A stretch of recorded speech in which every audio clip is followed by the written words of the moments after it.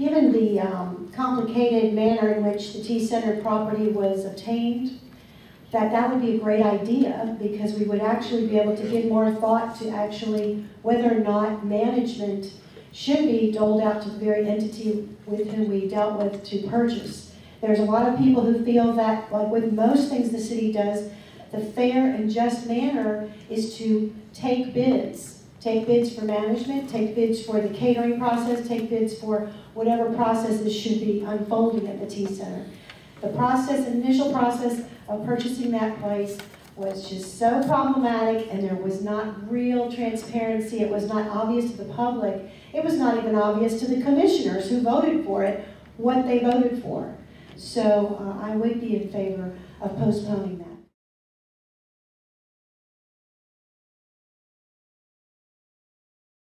From the time before I started collecting petitions in regards to expanding the transit system, which a lot of you know, before we even qualified in August, I had collected over 360. That was because I was going in the neighborhoods and I was asking people what they needed. And poverty has been pointed out by more than one person here.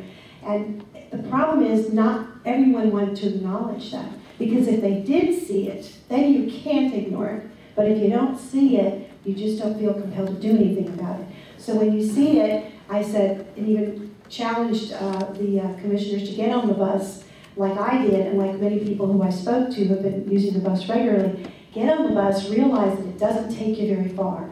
Realize that it doesn't take you to jobs. It doesn't take you to the public services you need to get to. And when you get on the bus, if they would realize that, and I think they'd work harder to get us those jobs and job training and better transit that the people are asking for. So I think it's up to us to challenge our commissioners, challenge our mayor to get on the bus, to see the whole of Augusta, not just downtown. I participated in activities with SCLC, NAACP throughout my life. My son is a Young Dems leader of the Young Dems. And I will be honest in saying that I serve on the Green Party coordinating committee of the state of Georgia. And I will tell you that honestly, there are times when the two parties really frustrate me. And I will be honest in saying that I continue to investigate how I believe our world should proceed and how our community should be able to build and unify.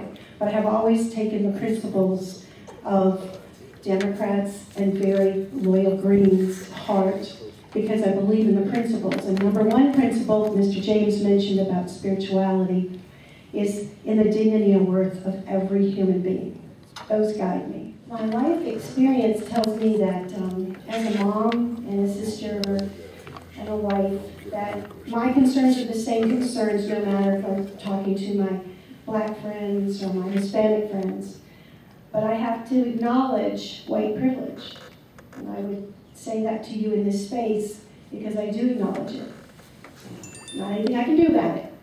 So I hope that from the way I've lived my life and the way I've raised my children and the fact that I have been challenged with being a mother of 2 Latino sons, that I have some common experiences with folks. But I just hope that you would realize that I would serve, and in that same vein of a just, like Carol was saying, a just society. We're not there, but I'd love to be a part of helping us get there.